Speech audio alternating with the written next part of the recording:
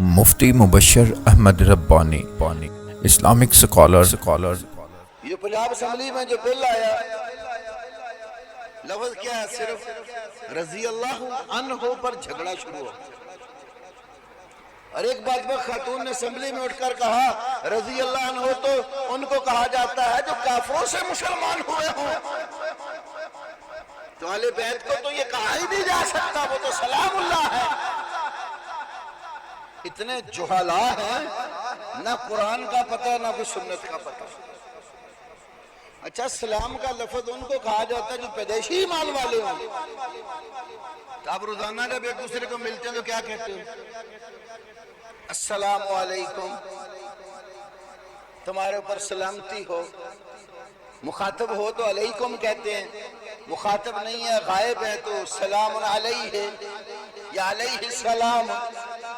تو کیا معنی ہے کہ آپ لوگ پیدائشی ایمان والے، آپ اول دن سے ہی اسلام والے. ایسے رسول پاک کے زمانے میں جو لوگ ایک دوسرے کو السلام علیکم کہتے تھے وہ اول روز سے ہی آپ کے اعلان نبوت سے قبل ہی مسلمان تھے.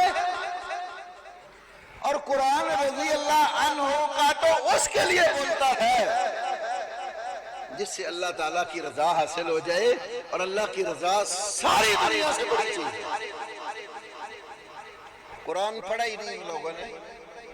رضوان من اللہ اکبر، رضوان من اللہ اکبر، اللہ کی رضامندی اکبر سب سے بڑی چیز ہے. سلامتی پیچھے رہ جاتی ہے.